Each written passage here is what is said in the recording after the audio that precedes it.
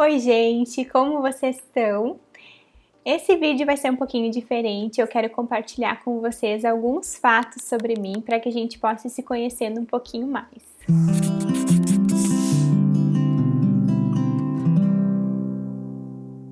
Então, o primeiro fato que eu escolhi para falar sobre mim é que eu nasci e morei a vida toda no interior. Eu só fui para a cidade quando eu decidi morar com o Rafa, e ainda, olha que é uma cidade super pequena, também no interior, assim, né? Eu moro na cidade de Taquara, no Rio Grande do Sul, uma cidade super pequenininha, mas enfim, eu ainda morava no interior de Taquara, na zona rural mesmo. A minha infância toda ela foi rodeada de mato, chão batido, galinha e a simplicidade do interior. Eu amo essa parte de mim e acredito que esse seja um dos motivos de que eu gosto tanto do silêncio e das coisas simples. Eu escolhi compartilhar esse fato aqui porque ele me lembra o quanto que a gente complica a vida em vão e que o quanto simplificar é um caminho tão mais precioso e de tanto mais sentido para a nossa vida. O segundo fato sobre mim é que a minha trajetória profissional não foi tão linear assim quanto pode parecer para quem vai me conhecer agora, né? Eu passei a graduação toda acreditando que eu ia atender casais e famílias e que eu ia me tornar uma terapeuta de família, uma terapeuta sistêmica. Eu li alguns livros do Moisés Grossman que me encantaram e que eu passei muitos anos desejando ser uma terapeuta como ele. Só que no final da graduação eu fui fazer o estágio profissional e ir para a prática efetivamente, mas eu não gostei da experiência de terapeuta de família, não gostei da experiência de ser terapeuta naquela abordagem. Eu lembro que eu me sentia muito desconfortável na cadeira de terapeuta. Primeiro eu pensei que fosse pela insegurança do início, né? Enfim, ia ser desconfortável de qualquer jeito. Depois eu pensei que o desconforto fosse com relação à psicologia clínica. E só depois de muito tempo que eu consegui entender que aquele desconforto se relacionava com a abordagem em si. Esse desconforto foi tão grande que quando eu me formei, eu não quis nem seguir na psicologia clínica. Eu comecei a me questionar muito até sobre a psicologia, mas logo que eu me formei, uma professora que tinha uma empresa de consultoria em psicologia escolar me convidou para integrar a equipe dela. Eu tinha sido estagiária dela muitas vezes, a gente tinha feito uma relação super legal e aí ela me chamou para trabalhar com ela. Foi quando eu me tornei, então, psicóloga escolar. Eu nem saí e fui para a clínica direto. Mas aí vem a vida, né? E depois de um tempo eu não gostava mais da psicologia escolar, assim. Eu também não sentia que aquilo era parte de mim, eu não sentia que era aquilo que eu gostaria de investir, né? Como uma carreira. Então eu vi que eu tinha que parar, poder me conectar comigo naquele momento e estudar, né? Eu fui estudar outras áreas da psicologia, fui pesquisar sobre isso, porque o que eu tinha caminhado até então não estava fazendo sentido realmente para mim. Nesse momento, assim, eu lembro que minha vida praticamente virou de cabeça para baixo, porque eu tinha recém me formado, né, aquela expectativa de terminar a graduação e finalmente poder trabalhar, porque na psicologia a gente não pode trabalhar enquanto tá na graduação, né, só em outras coisas, óbvio. E aí eu lembro que foi um momento, assim, de bastante angústia, foi um momento de bastante insegurança, mas eu consegui, assim, parar e entender o que dava para eu fazer naquele momento. Foi quando eu comecei a estudar outras abordagens e me deparei com a terapia do esquema, né? Eu comecei a estudar a terapia do esquema, que eu não tinha conhecido ao longo da graduação, e me apaixonei, assim, né? Comecei a fazer alguns cursos, comecei a ler algumas coisas e me apaixonei. E aí eu comecei a me permitir conhecer mais da terapia do esquema.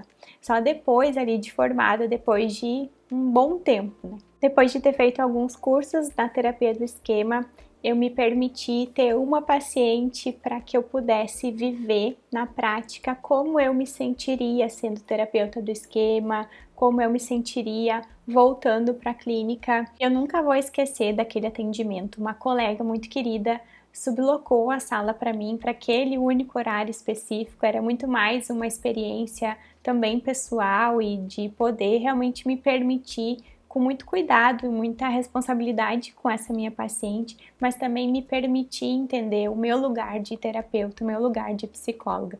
E eu lembro que quando ela chegou foi um atendimento muito especial e tudo fluiu muito bem, mas eu nunca vou esquecer de quando ela saiu pela porta, assim, eu fiquei sozinha na cadeira de terapeuta e até é emocionante lembrar, assim, porque eu lembro que eu tinha a certeza que era aquilo ali que eu queria fazer para sempre. Então, né, desde lá, eu tenho construído a psicóloga clínica que eu sou. Quanto mais eu conheço, quanto mais eu sei, quanto mais experiência eu tenho, mais eu amo. E eu escolhi esse fato para dizer assim que às vezes os caminhos da vida são muito imprevisíveis e que mesmo aquilo que a gente tem certeza que quer, nem sempre é o que vai ser mais importante ou o que realmente a gente vai continuar querendo com o tempo. Se tudo tivesse saído como previsto, eu não teria conhecido a terapia do esquema e nem seria hoje talvez tão realizada quanto eu sou. Então, eu realmente amo a abordagem que eu escolhi e eu falo para todo mundo assim que foi a terapia do esquema que me fez ser terapeuta clínica. E se tu quiser conhecer a terapia do esquema e começar, talvez, né, dar a chance de se apaixonar como eu sou apaixonada, fica aqui um convite para que tu assista o vídeo do canal sobre terapia do esquema. O terceiro fato sobre mim é que eu faço yoga há muitos anos. Quando eu era criança, eu já brincava de inventar posturas assim, e depois nas aulas eu fui descobrir que aquelas posturas que eu brincava de fato existiam, né? Eu ficava muito tempo assim, eu fui filha única por 14 anos, então eu me acostumei muito a brincar sozinha, a ficar sozinha, né? E aí fazia essas brincadeiras de flexibilidade, essas posturas de yoga não intencionais desde pequena. Hoje, atualmente, quando eu faço as aulas de yoga, eu consigo me conectar muito comigo mesma ali na prática e é contrastante demais, assim, como eu chego na aula e como eu vou embora. Eu chego ainda com muitas coisas do dia a dia e da correria e quando a aula termina, parece que eu volto, assim, para dentro de mim. É um momento, assim, da aula que é muito importante para mim e muito sensível para mim, porque eu fico com aquele contraste na cabeça de como eu cheguei e de como eu geralmente vou embora. Então, nem preciso dizer que eu amo a sensação, né, da prática mesmo, da aula. Eu amo também a sensação de ter meditado, de ter parado, de ter curtido aquele silêncio, realmente é algo que faz muito sentido para mim, que às vezes é mais difícil, às vezes é mais fácil, mas que sempre me proporciona um lembrete de que voltar para dentro, sim, é recompensador. Eu escolhi compartilhar sobre esse fato para nos lembrar que nem sempre é fácil a gente priorizar ou deixar de lado as tarefas e responsabilidades para simplesmente fazer aquilo que nos faz bem. Às vezes é difícil, né? Às vezes eu saio de um dia corrido de trabalho, vou para aula, às vezes chego atrasada, enfim, né? É algo que mais facilmente seria se eu não fizesse na vida, né? Então, às vezes é mais difícil, mas são esses momentos, momentos de bastidores, momentos de recarregar as baterias que vão nos sustentar para que a gente tenha momentos de força e de produtividade. São esses momentinhos em que a gente não consegue ver ali o retorno imediato que vão garantir que a gente tenha força e que a gente consiga fazer tudo o que a gente quer fazer, realizar tudo o que a gente quer realizar. Então, nem sempre é fácil a gente priorizar coisas que fazem bem, coisas que são boas para nós. Mas o yoga me lembra disso, de que sim, vale a pena. O quarto fato é um dos preferidos da minha vida, que é eu casei com o meu melhor amigo. Bom, eu e o Rafa, a gente se via, né? Eu estudava numa escola do lado da dele, como eu morava no interior, eu vinha de ônibus para a escola, então eu passava na frente da escola dele e a gente se via por ali. Eu não conhecia ninguém, porque eu não conhecia mal ninguém da minha escola, né? Eu não conhecia ninguém também da escola dele, mas ele já era tecnológico lá em 1900 e me mandou um emojizinho no bate-papo do Orkut e ali a gente começou a conversar. E aí a gente ficou grandes amigos, a gente se tornou realmente melhores amigos, assim, a gente falava todos os dias, era pra ele que eu contava se algum menino que eu tivesse ficando lá, daqui a pouco tinha dado um problema, enfim, ele me contava com quem que ele estava saindo, a gente realmente era muito amigo, a gente conversava sobre tudo, a gente ficou amigo durante 2 anos, a gente foi melhores amigos e eu nunca me esqueço, eu tava até falando pra ele esses dias que eu acho que o dia que ele me beijou pela primeira vez é um dia mais feliz pra mim, até que o dia do nosso casamento, assim, porque a gente tava numa festa, a gente sempre era, a gente nunca tinha nem falado sobre ficar ou sobre deixar de ser amigo, mas a gente estava nessa festa, ele chamou, pediu para um amigo dele me chamar, eu fui até ele, ele só puxou minha mão assim e me beijou, e eu lembro assim de desse dia e de pensar na hora, meu Deus, é isso que eu mais quero, assim, então foi muita sintonia nossa e depois desse dia, assim, a gente começou a namorar, a gente depois, enfim, construiu a nossa história e eu acho que essa nossa base, assim, de amizade e como foi, assim, a nossa história de tudo ter sido consolidado com calma e também com muita conexão, nos traz, assim, muitos ganhos até hoje. E eu escolhi esse fato, quis compartilhar esse fato porque eu acredito que são as relações de longo prazo, são as relações de confiança que fazem que a gente tenha uma vida mais plena, né? São relações de longo prazo, se tornam essenciais para a nossa vida.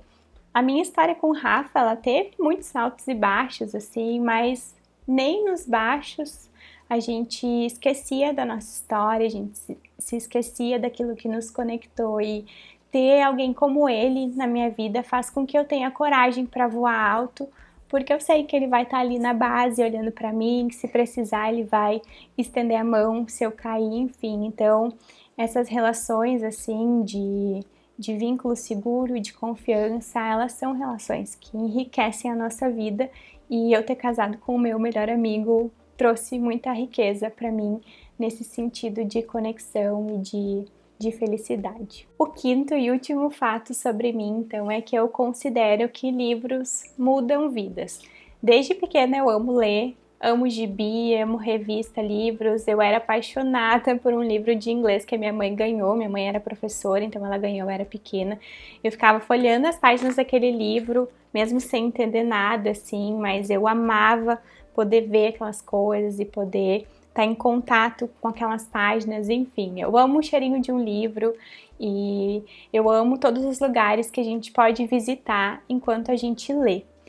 Para mim, ler é não estar mais sozinha. Ler, para mim, tem o significado de pertencer. Então, como eu já falei, né, eu fui filha única por muito tempo, eu aprendi a conviver muito bem na minha companhia e na companhia dos autores que eu lia. Então, a conexão que eu tenho através da leitura, de poder ver assim, bom, alguém passou por isso, eu também me sinto assim, é algo que tá comigo até hoje. Poder escolher qual vai ser o próximo livro que eu vou ler é até hoje uma das coisas favoritas da minha vida, assim, né? Então eu amo poder pensar assim, qual livro que eu vou começar a ler agora, enfim, um momento que pra mim é muito precioso. E eu queria dividir com vocês um livro que é muito especial para mim, que é esse aqui, o livro Atenção Plena. Foi a primeira vez que eu tive contato assim com essa ideia de atenção plena, de mindfulness, e esse livro me ajudou a viver com muito mais sentido e de uma forma muito mais calma, muito mais consciente, muito mais presente.